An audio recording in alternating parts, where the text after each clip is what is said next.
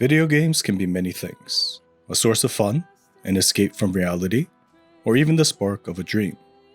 But when you hear the words free to play and live service, the first feelings that come to mind are rarely good.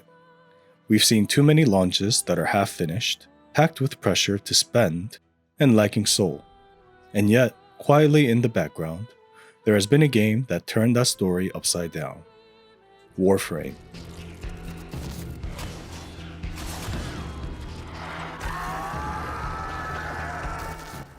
It didn't have a giant publisher. It didn't arrive perfectly. In the beginning, some people thought it wouldn't last a year. But against the odds, Warframe survived, learned, and kept giving players a reason to return, not just for loot or numbers, but for a world that kept growing with them. Now, let's head to your favorite bar, grab a drink, and join me for today's story about Warframe, a story of resilience, trust, and a community that helped shape the game they love.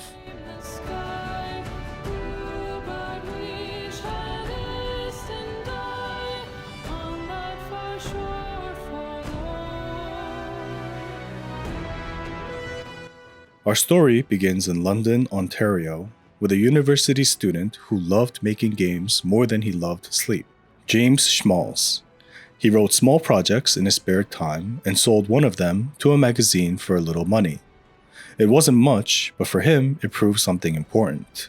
A hobby can become something more than most people think: a life. James kept going. He built a Star Trek-inspired space adventure called Solar Winds and sent it to a little publisher named Epic Mega Games. It did well enough to pay the bills. His next one, Epic Pinball, surprisingly changed everything. The first check wasn't hundreds, it was tens of thousands. Overnight, the door swung open, and that's how his newly created studio, Digital Extremes, was born. What followed was a golden stretch of collaboration with Epic. Together, they built the Unreal Tournament, then unleashed it to the world.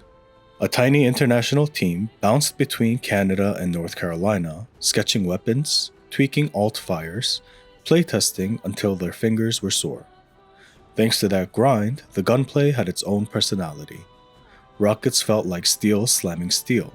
Maps like Facing Worlds and Deck 16 became legends that defined a generation of arena shooters. It was an era that forged the studio's identity: small team, big ideas, and they shipped anyway. As both studios grew, they almost became one. A merger was on the table, then set aside when the costs and complications piled up. So they shook hands and wished each other farewell. Epic charged towards Gears of War. Digital Extremes went chasing a dream they had been carrying for years: Dark Sector. That dream was a dark sci-fi action game called Dark Sector. In their minds, it was sleek and strange, a little Ghost in the Shell, a little Dune.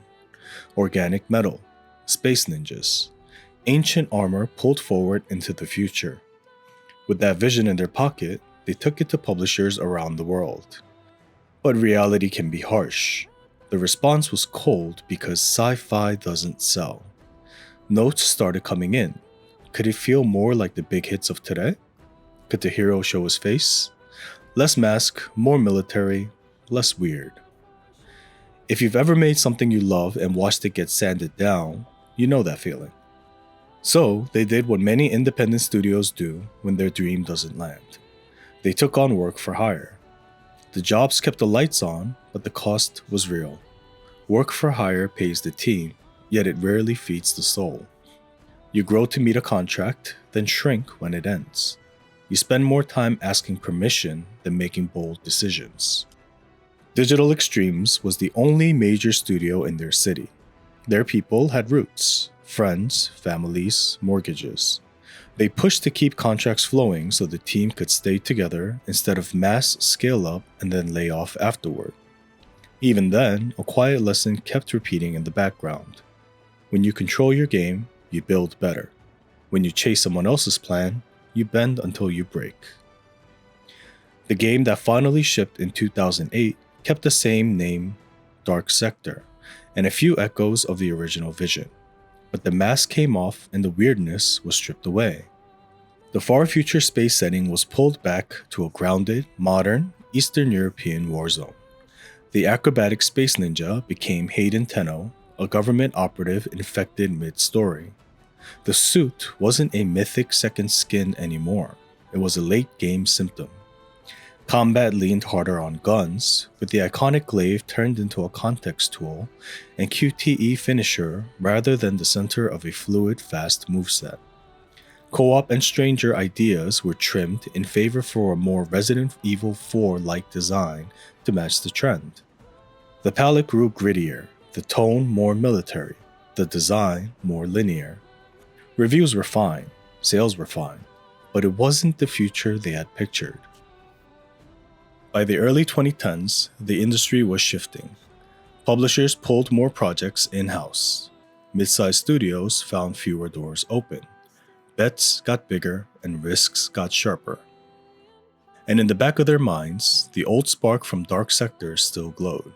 Space ninjas, co-op, fast movement, a world that felt ancient and new at once. Maybe the market had been wrong. Maybe the timing had been wrong. Maybe it was time to try again. They looked at their bank account. The runway was short, maybe a year. They looked at their people, still here, still hungry. They looked at the idea they carried for more than a decade and made a decision that would define everything that followed. If no one would back them, they would back themselves. They meant it. This wasn't a slogan for the wall. It was a Tuesday morning in a small meeting room, coffee's going cold, mortgages and rent quietly sitting beside every chair. They looked at the numbers, looked at the team, and chose the risk anyway. They pulled the old sketches out of storage, the mask, the blade, the impossible armor that moved like a second skin. This was the thing they had buried to survive. Now, they were going to try again, for real, without asking anyone's permission. And you know what? That was the first brick in the wonder we now call Warframe. The plan was not grand. A small strike team carved out a corner of the studio and started stitching a prototype together, one system at a time.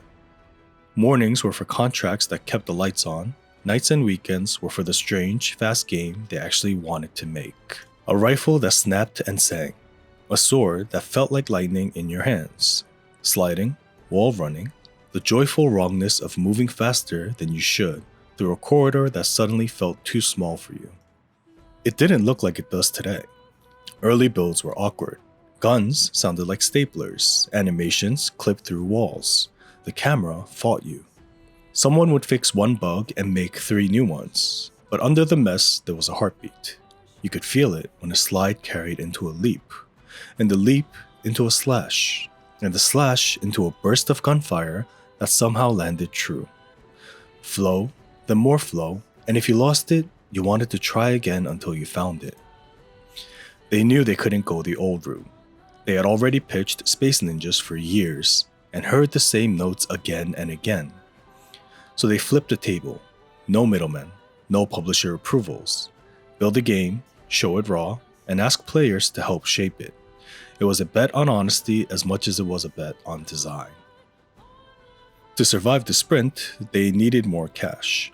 Taking a cue from Kickstarter's momentum, they rolled out a founders program during closed beta, bundles with platinum, an exclusive Warframe and gear, forum badges and sigils, and keys to the upcoming beta. The team had never sold in-game items before and didn't know if anyone would buy. Then, the first Grandmaster purchase came through, and you could feel the room change. There were people out there who actually cared about this game as much as they did. Don't get me wrong, DE wasn't perfect, but they stumbled in public and fixed it in public. Early in closed beta, Warframe had a supercharged system that doubled gear capacity but could only be bought with cash. Players hated it. On January 10, 2013, DE ripped the pay-for-power pieces out and quietly rewired the game towards fair free-to-play. That course correction became a pillar of trust they leaned on for years. Around the prototype, another kind of work began. A tiny community team set up forums and a sign-up page. They wrote dev posts in plain language. No bombast, no CG trailers, no promises they couldn't keep. Just, here's what we made this week, here's what's broken, here's what we're trying to do next. The distance between the people building the game and the people playing it started at zero and stayed there. Inside the studio, the mood was a mix of fear and relief. Fear because the runway was still short and every week mattered. Relief because for the first time in years, they were steering their own ship. Artists who had spent seasons repainting someone else's vision were suddenly sketching creatures and suits they cared about again. Programmers who had lived inside other people's pipelines were making tools for their own designers. The work was hard and the hours were long, but the air felt lighter. A few small miracles arrived. A movement tweak that made wall running feel natural. A sound pass that turned the sword swing from plastic into metal and wind. A tile set that looked like a forgotten temple swallowed by a machine. Nothing finished, but enough that when the team put a fresh build in each other's hands, you could hear it across the room. They were still a mid-sized studio in a small Canadian city. There was no safety net if this failed. So they cut scope where they had to and protected the core where they could. Make it co-op first. Keep missions short enough that a busy life could still fit them in. Build systems that can grow later. Ship nothing pretty that isn't also useful. And throughout, there was a quiet promise that everyone in the room seemed to understand without saying it out loud. If players showed up and cared, they would care back. They would answer questions on camera. They would adjust knobs in public. They would let the community see the messy middle, not just the glossy end. By the time the prototype could stand on its own legs, the choice didn't feel like a gamble anymore. It felt like the only path that made sense. The market had said no. The spreadsheets had said no, but the build in their hands said yes. Space ninjas, co-op, fast movement. They were ready.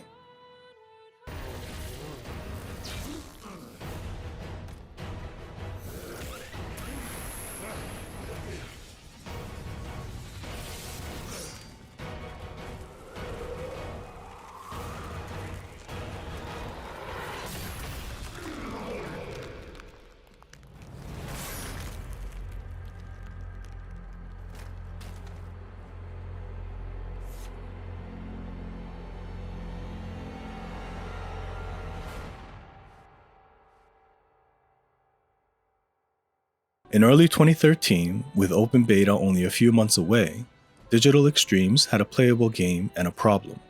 Almost no one in the traditional press wanted to touch a free-to-play sci-fi co-op shooter, so they spoke directly to players instead, on forums, through emails, anywhere someone would listen. And from that, goodwill started to build. Then, creators on YouTube actually are the first bunch to crack the dam. I still remember listening to Total Biscuit's video about the game back then. From that moment, there was a clear before and after. Interest spiked, new players poured in, and suddenly this strange, fast game had an audience. Open beta arrived in March 2013, right on the heels of Update 7, with roughly a dozen Warframes available and a pile of bug fixes, while a small team sprinted and patched in real time. At first, Warframe lived in DE's own web portal, but the day it hit Steam, the team knew they might actually make it. In their words, that was when they realized they were saved. Community wasn't a slogan, it was infrastructure. TennoCon grew into a yearly gathering in London, Ontario. A partner program supported creators. Weekly shows, console streams, and Twitch drops kept the loop alive. TennoGen opened the door for fans to sell their own skins, which were actually life-changing for some artists. Under the hood, DE optimized for speed. A publisher once toured the studio and said, "This looks too good for a free-to-play game. You'll fail, because you can't update fast enough." And they set out to prove the opposite. Procedural tiles, content pipelines, and a live ops mindset were all pointed at one goal: frequent, meaningful updates that kept the conversation alive. None of this made Warframe simple. Even then, the game's complexity intimidated newcomers, and DE had to balance how much time to spend sanding the on-ramp versus feeding the 1,000-hour player who already lived there. They kept tuning, kept explaining, kept deciding where to spend each week of effort. But the shape of the promise was clear, simple and honest. Build with your players, not at them. Listen first, fix fast, show the seams. Keep the store about taste, never pressure. And when the audience arrived, DE met them there. Faces on camera, answers in patch notes, updates beating like a steady heart. It wasn't a marketing plan. It was care practiced week after week, until that care became something that could last. In the early days, you could feel the ambition straining against the systems. The idea was there, space ninjas, but the verbs weren't fluent yet. Then came the reworks that changed everything. Parkour 2.0 turned movement from a way to reach the fight into the way you express yourself inside it. A slide rolled into a bullet jump. A bullet jump floated into an aim glide. Fights stopped being rooms you could clear and became phrases you composed. The tile sets started to feel different under your feet. Corridors that once read as narrow suddenly opened like instruments. A low rail was a launch pad. A ceiling beam was a comma, a breath in the sentence. You learned the level not by staring at a map, but by feeling the line your body could draw through it. That's where Warframe found its miracle. Other games asked you to wear the numbers to feel strong. Warframe let you feel strong with nothing but motion. The numbers did come, but it was later, like harmony behind a melody you already knew how to hum. It's why new players, even before their first great build, have a moment where something clicks. The camera stops fighting, the fingers stop overthinking, and the whole screen seems to glide. Build crafting kept pace with the body. Mods weren't just stat sticks, they were attitudes. Frames leaned into their own power fantasies, stealth, crowd control, detonations, support. This is where Warframe became uniquely itself. Not just a shooter with powers, not just a horde game with color and flash. A flow state you could trust, session after session. The game rewarded the quiet discipline of learning your line. When to burst, when to breathe, when to let gravity carry you a heartbeat longer than feels safe. It wasn't perfect. There were balance spikes, animation quirks, edge cases where momentum betrayed you and graceful line turned into a faceplant.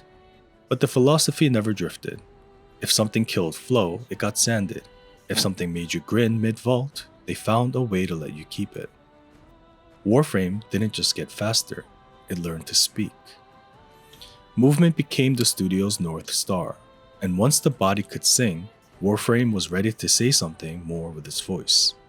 For a long time, Warframe was a feeling before it was a tale. Speed, steel, sparks. Then one night, the lights came on.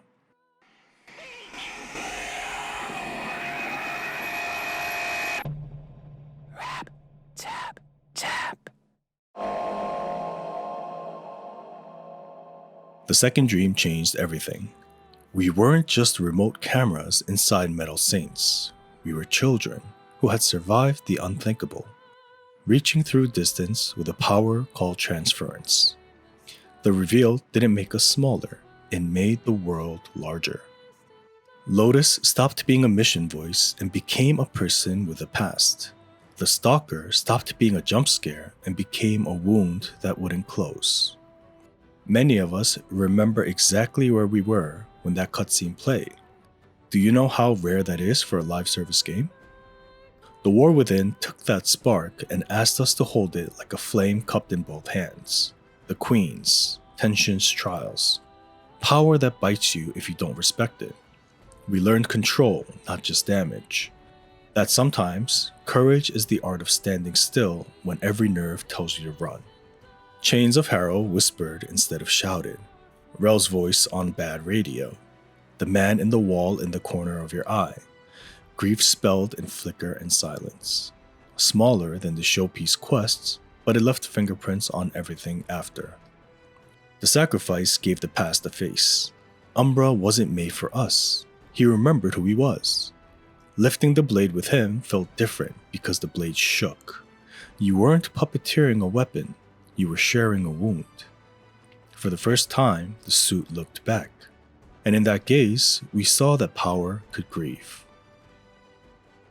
Years later, the new war didn't arrive so much as take over. We woke up in other lives, soldier, scientist, prisoner, and felt the universe tilt. Big crescendos, small choices, a broken family deciding if it could still be a family.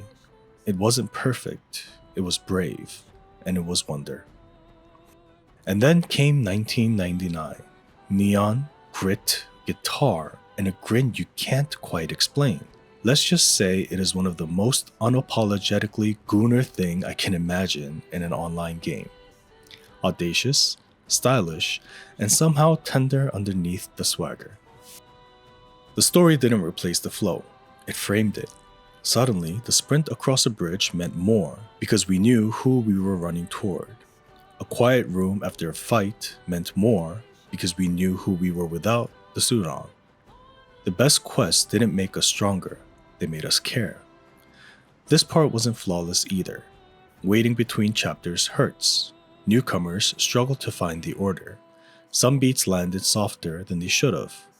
But when Warframe chose to speak with his whole chest, it reminded us that live service can still carry a soul. When the core finally sang, Digital Extremes asked a bigger question. What else can this engine of flow carry? First came the open worlds. The plains arrived like a deep breath after a decade of corridors. Sky that changed moods, weather that bent the light. You could fish at dawn, eat Grineer patrols for noon, and chase an Eidolon across the water after dark. Fortuna added vertical neon and songs about death that got stuck in your head. Deimos felt like a cathedral to decay, alive with hungry biology. Each space brought new verbs alongside the old ones. Conservation, mining, K-drives, hoverboards that turned the ground itself into a playground. Not all of it clicked for everyone. The bounties could blur together. Standing grinds ran long. Conservation was meditative until it was a checklist. K-drives looked cooler than they felt to master. But the idea was clear. Take the language of movement and teach it new places to speak. Then DE tried something stranger. Railjack. A ship with scars and a name. A bridge full of alarms. Firefights that leapt from hull to vacuum, to corridors and back again. At launch, it stumbled. Systems layered on systems. The cost of entry too steep. Roles too fuzzy. And then, quietly, they tuned. Costs came down. Intrinsics made more sense. Missions found rhythm. It never became the main road, but in the best runs, it felt like a band that finally found its tempo. Modularity spread. Kit guns and Zaws let you build a weapon like you build a sentence, swapping parts until it sounded right in your hands. Later, Hound Pieces and Necromag builds extended the idea. Some days it felt like freedom. Other days, it felt like a menu that never ended. Warframe kept walking that line, option-rich without drowning the player in options. The economy matured without hardening. Trading let time-rich players help cash-rich players and vice versa. Tenogen kept blooming, turning community artists into collaborators in a way few studios have matched. Even if some cosmetics missed the tone, most felt like care. There were bruises. System bloat made the on-ramp steeper. Timers and rare resources could feel like sand in the gears. Railjack never became essential. Deimos was beautiful, but lonely if your friends stayed in Cetus and Fortuna. Even longtime Tenno sometimes hit a week where the dopamine didn't fire and the arsenal felt like a closet full of great coats with no reason to leave the house. And yet the updates kept arriving. Small, frequent, human-sized. A boss with cleaner tells. A tile set with a better line for bullet jumping. A quest that stitched two loose threads into something that made sense. The cadence said, again and again, we're still here. Not chasing someone else's roadmap, but tending a garden we planted ourselves. What you felt across these years was a studio willing to try, fail in daylight, and patch in that very same light. Wherever Warframe wandered, ocean, city, flesh, or stars, the miracle stayed the same. You drew a line through space, and the game met you there.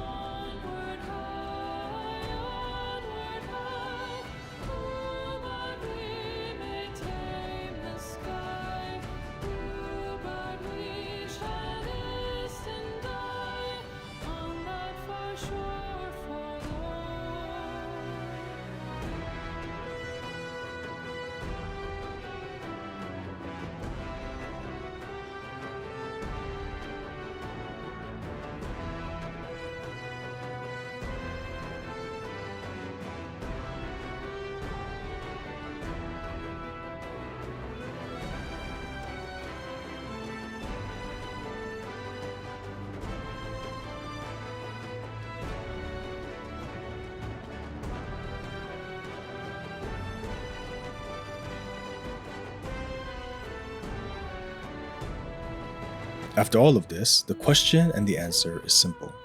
Why is Warframe still here? Because it learned to speak, not just with damage and crowd control, but with story that remembers your name.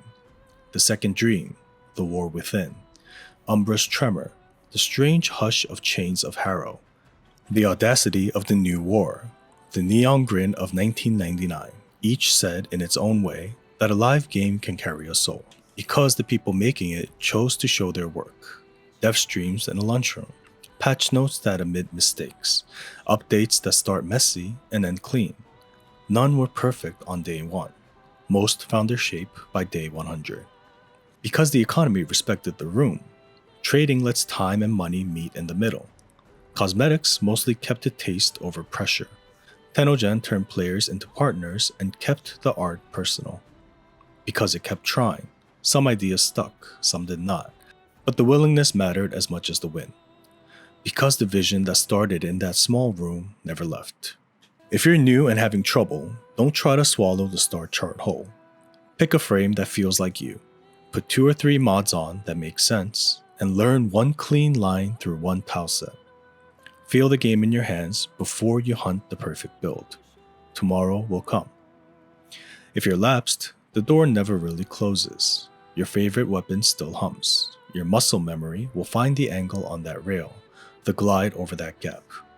Start with a story quest you missed, or visit a place you loved at a different hour. The flow will remember. And if you've been here the whole time, through awkward starts and brave patches, thank you. You've helped shape this wonder. You taught a studio that honesty is a feature. You proved that a free game doesn't have to feel cheap, and that speed can be gentle when the hands on the wheel know what it should feel like. Now, go ahead, grab a drink, and raise a small toast to Unlikely Miracles, a mid-sized studio in a Canadian city, a strange idea that refused to go quiet, and a community that kept showing up until the game could stand on its own. Thank you for spending your time with me today. I'm grateful, truly. Different stories, different opinions, same respect. If this story gave you a good time, a like helps more than you think. And you're always welcome to subscribe and stay for the next one. Take care of yourself, stretch, drink some water, rest your eyes. I'll see you in the Origin system.